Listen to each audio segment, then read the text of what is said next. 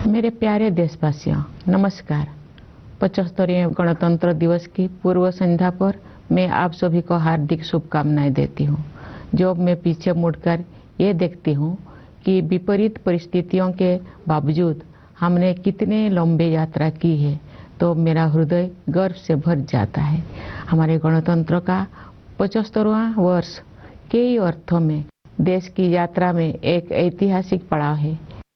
ये उत्सव मनाने का विशेष अवसर है, जैसे हमने स्वाधीनता के 75 वर्ष पूरी होने पर आज़ादी का अमृत महोत्सव के दौरान अपने देश की अतुलनीय महानता और विविधतापूर्ण संस्कृति का उत्सव मनाया था। कल के दिन हम संविधान के प्रारंभ का उत्सव मनाएंगे। संविधान की प्रस्तावना हम भारत के लोग इन शब्दों से शुरू होती है। ये शब्द हमारे संविधान के मूल भाव अर्थात लोकतंत्र को रेखांकित करते हैं। भारत की लोकतांत्रिक व्यवस्था लोकतंत्र की पश्चिमी अवधारणा से कहीं अधिक प्राचीन है, इसीलिए भारत को लोकतंत्र की जननी कहा जाता है। एक लंबे और कठिन संघर्ष के बाद 15 अगस्त 1947 को हमारा देश विदेशी शासन से मुक्त हो गया, लेकिन उस समय भी देश में सुशासन तथा देशवासियों में निहित क्षमताओं और प्रतिभाओं को उन्मुक्त विस्तार देने के लिए उपयुक्त मूलभूत सिद्धांतों और प्रक्रियाओं को स्वरूप प्रदान करने का कार्य चल ही रहा था। संविधान सभा ने सुशासन के सभी पहलुओं पर लगभग 3 वर्षों तक विस्तृत चर्चा की और हमारे राष्ट्र के महान आधारभूत ग्रंथ यानी भारत के संविधान की रचना की। आज के दिन हम सब देशवासी उन दूरदर्शी जननायकों और अधिकारियों का कृतज्ञतापूर्वक स्मरण करते हैं, जिन्होंने हमारा भव्य और प्रेरक संविधान के निर्माण में अमूल्य योगदान दिया था। हमारा देश स्वतंत्रता की शताब्दी की ओर बढ़ते हुए अमृत काल के प्रारंभिक दौर से गुजर रहा है। ये एक युगांतकारी परिवर्तन का कालखंड है। हमें अपने देश को नई ऊंचाइयों तक ले जाने का सुनहरा अवसर मिला है। हमारा लक्ष्यों को प्राप्त करने के लिए प्रत्येक नागरिक का योगदान महत्वपूर्ण होगा। इसके लिए मैं सभी देशवासियों से संविधान में निहित हमारे मूल कर्तव्यों का पालन करने का अनुरोध करूंगी। ये कर्तव्य आज़ादी के 100 वर्ष पूरी होने तक भारत को एक विकसित राष्ट्र बनाने की दिशा में प्रत्येक नागरिक के आवश्यक दायित्व है। इस संदर्भ में मुझे महात्मा गांधी का स्मरण होता है। बापू ने ठीक ही कहा था, जिसने केवल अधिकारों को चाहा है, ऐसे कोई भी प्रजा उन्नति नहीं कर सकी है। केवल वही प्रजा उन्नति कर सकी है जिसने कर्तव्यों का धार्मिक रूप से पालन किया है। मेरे प्यारे देशवासियों, गणतंत्र दिवस हमारा आधारभूत मूल्यों और सिद्धांतों को स्मरण करने का एक महत्वपूर्ण अवसर है। जब हम उनमें से किसी एक बुनियादी सिद्धांतों पर चिंतन करते हैं, तो स्वाभाविक रूप से अन्य सभी सिद्धांतों पर भी हमारा ध्यान जाता है। संस्कृति, मान्यताओं और परंपराओं की विविधता हमारे लोकतंत्र का अंतर्निहित आयाम है। हमारे विविधता का ये उत्सव समता पर आधारित है, जिसे न्याय द्वारा संरक्षित किया जाता है। ये सब स्वतंत्रता की वातावरण में ही संभव हो पाता है। इन मूल्यों और सिद्धांतों की समग्रता ही हमारी भारतीयता का आधार है। Doctor B R. अम्बेडकर के प्रबुद्ध मार्गदर्शन में प्रवाहित इन मूलभूत जीवन मूल्यों और सिद्धांतों में रची बसी संविधान की भावधारा ने सभी प्रकार के भेदभाव को समाप्त करने के लिए सामाजिक न्याय के मार्ग पर हमें अडिग बनाए रखा है। मैं ये उल्लेख करना चाहूँगी कि सामाजिक न्याय के लिए अनवरत युद्धरत रहे श्री कर्पूरी ठाकुर जी की जन्म शताब्दी का उत्सव काल ही संपन्न हुआ है। कर्पूरी जी पिछड़े वर्गों के सबसे महान पक्षकारों में से एक थे, जिन्होंने अपना सारा जीवन उनके कल्याण के लिए समर्पित कर दिया था। उनका जीवन एक संदेश था। अपने योगदान से सार्वजनिक जीवन को समृद्ध बनाने के लिए मैं कर्पूरी जी को अपनी श्रद्धांजलि अर्पित करती हूँ। हमारे गणतंत्र की मूल भावना से एकजुट होकर 140 करोड़ से अधिक भारतवासी एक कुटुंब के रूप में रहते हैं। दुनिया के सबसे बड़े इस कुटुंब के लिए सह अस्तित्व की भावना भूगोल द्वारा थोपा गया बोझ नहीं है, बल्कि सामूहिक उल्लास का सहज स्रोत है, जो हमारे गणतंत्र दिवस के उत्सव में अभिव्यक्त होता है। इस सप्ताह के आरंभ में हम सबने अयोध्या में प्रभु श्री राम के जन्म स्थान पर निर्मित भव्य मंदिर में स्थापित मूर्ति की प्राण प्रतिष्ठा का ऐतिहासिक समारोह देखा। भविष्य में जब इस घटना को व्यापक परिप्रेक्ष्य में देखा जाएगा, तब इतिहासकार भारत द्वारा अपने सभ्यतागत विरासत की निरंतर खोज में युगांतकारी आयोजन के रूप में इसका विवेचन करेंगे। उचित न्यायिक प्रक्रिया और देश के उच्चतम न्यायालय के निर्णय के बाद मंदिर का निर्माण कार्य आरंभ हुआ। अब ये एक भव्य संरचना के रूप में शोभायमान है। ये मंदिर न केवल जन जन की आस्था को व्यक्त करता है, बल्कि न्यायिक प्रक्रिया में हमारे देशवासियों की अगाध आस्था का प्रमाण भी है। प्यारे देशवासियों, हमारे राष्ट्रीय त्योहार ऐसे महत्वपूर्ण अवसर होते हैं जब हम अतीत पर भी दृष्टिपात करते हैं और भविष्य की ओर भी देखते हैं। पिछले गणतंत्र दिवस के बाद के एक वर्ष पर नजर डालें तो हमें बहुत प्रसन्नता होती है। भारत की अध्यक्षता में दिल्ली में G20 शिखर सम्मेलन का सफल आयोजन एक अभूतपूर्व उपलब्धि थी। G20 से जुड़े आयोजनों में जन सामान्यों की भागीदारी विशेष रूप से उल्लेखनीय है। इन आयोजनों में विचारों और सुझावों का प्रभाव ऊपर से नीचे की ओर नहीं, बल्कि नीचे से ऊपर की ओर था। उस भव्य आयोजन से ये सीख भी मिली है कि सामान्य नागरिकों को भी ऐसे गहन तथा अंतर्राष्ट्रीय महत्व के मुद्दे में भागीदार बनाया जा सकता है, जिसका प्रभाव अंततः उनके अपने भविष्य पर पड़ता है। G20 शिखर सम्मेलन के माध्यम से ग्लोबल साउथ की आवाज के रूप में भारत के अभ्युदय को भी बढ़ावा मिला, जिससे अंतर्राष्ट्रीय संवाद की प्रक्रिया में एक आवश्यक तत्व का समावेश हुआ। जब संसद ने ऐतिहासिक महिला आरक्षण विधेयक पारित किया, तो हमारा देश स्त्री पुरुष समानता के आदर्शों की ओर आगे बढ़ा। मेरा मानना है कि नारी शक्ति बंधन अधिनियम महिला सशक्तिकरण का एक क्रांतिकारी माध्यम सिद्ध होगा। इससे हमारे शासन की प्रक्रियाओं को बेहतर बनाने में भी बहुत सहायता मिलेगी। जब सामूहिक महत्व के मुद्दों पर महिलाओं की भागीदारी बढ़ेगी, तो हमारी प्रशासनिक प्राथमिकताओं का जनता की आवश्यकताओं के साथ बेहतर सामंजस्य बनेगा। इसी अवधि में भारत चंद्रमा के दक्षिणी ध्रुव के क्षेत्र पर उतरने वाला पहले देश बना। चंद्रयान-3 के बाद इसरो ने एक सौर मिशन भी शुरू किया। हाल ही में आदित्य L1 के सफलतापूर्वक हेलो ऑर्बिट में स्थापित किया गया है। भारत ने अपने पहले एक्स-रे पोलरीमीटर सैटेलाइट, जिसे एक्सपोसेट कहा जाता है, के प्रक्षेपण के साथ नए साल की शुरुआत की है। ये सैटेलाइट अंतरिक्ष के ब्लैक होल जैसे रहस्यों का अध्ययन करेगा।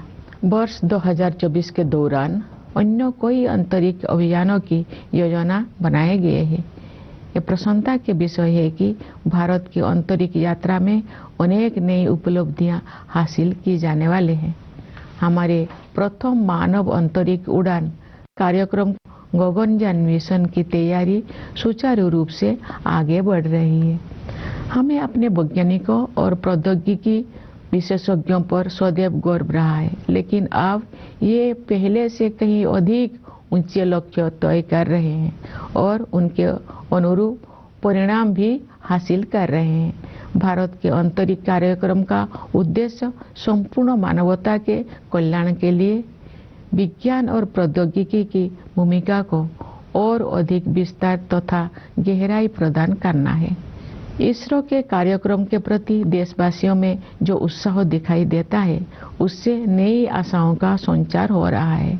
अंतरिक्ष विज्ञान के क्षेत्र में नई उपलब्धियों ने युवा पीढ़ी की कल्पना शक्ति को नई पंख दिए हैं। मुझे विश्वास है कि हमारे बच्चों और युवाओं में बड़े पैमाने पर विज्ञान के प्रति रुझान बढ़ेगा तथा उनमें वैज्ञानिक दृष्टिकोण विकसित होगा। अंतरिक्ष विज्ञान की इन उपलब्धियों से युवाओं, विशेषकर युवा महिलाओं को ये प्रेरणा मिलेगी कि वे विज्ञान और प्रौद्योगिकी को अपना कार्य क्षेत्र बनाएं। मेरे प्यारे देशवासियों, आज का भारत आत्मविश्वास के साथ आगे बढ़ रहा है। सुदृढ़ और स्वस्थ अर्थव्यवस्था इस आत्मविश्वास का कारण भी है और परिणाम भी। हाल के वर्षों में सकल घरेलू उत्पाद की हमारी वृद्धि दर प्रमुख अर्थव्यवस्थाओं में सबसे अधिक रही है। ठोस आकलन के आधार पर हमें पूरा विश्वास है कि ये असाधारण प्रदर्शन वर्ष 2024 और उसके बाद भी जारी रहेगा। ये बात मुझे विशेष रूप से उल्लेखनीय लगती है कि जिस दूरगामी योजना दृष्टि से अर्थव्यवस्था को गति प्राप्त हुई है, उसी के तहत विकास को हर दृष्टि से समावेशी बनाने के लिए सुविचारित जन कल्याण अभियानों को भी बढ़ावा दिया गया है।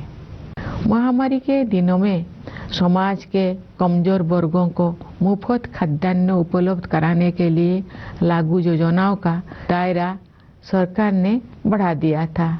बाद में कमजोर वर्गों की आबादी को संकट से उबरने में सहायता प्रदान करने हेतु इन कल्याणकारी योजनाओं को जारी रखा गया। इस पहल को और अधिक विस्तार देते हुए सरकार ने 81 करोड़ से अधिक लोगों को अगले 5 साल तक मुफ्त खाद्यान्न उपलब्ध कराने का निर्णय लिया है। संभवतः इतिहास में ये अपनी तरह का सबसे बड़ा जन कल्याण कार्यक्रम है। साथ ही सभी नागरिकों के जीवन यापन को सुगम बनाने के लिए अनेक समयबद्ध योजनाएं भी कार्यान्वित की जा रही है। घर में सुरक्षित और पर्याप्त पेयजल की उपलब्धता से लेकर अपना घर होने के सुरक्षाजनक अनुभव तक, ये सभी बुनियादी न्यूनतम आवश्यकताएं हैं, न कि विशेष सुविधाएं। ये मुद्दे किसी भी राजनीतिक या आर्थिक विचारधारा से परे है और इन्हें मानवीय दृष्टिकोण से ही देखा जाना चाहिए। सरकार ने केवल जन कल्याण योजनाओं का विस्तार और संवर्धन ही नहीं किया है, अपितु जन कल्याण की अवधारणा को भी नया अर्थ प्रदान किया है।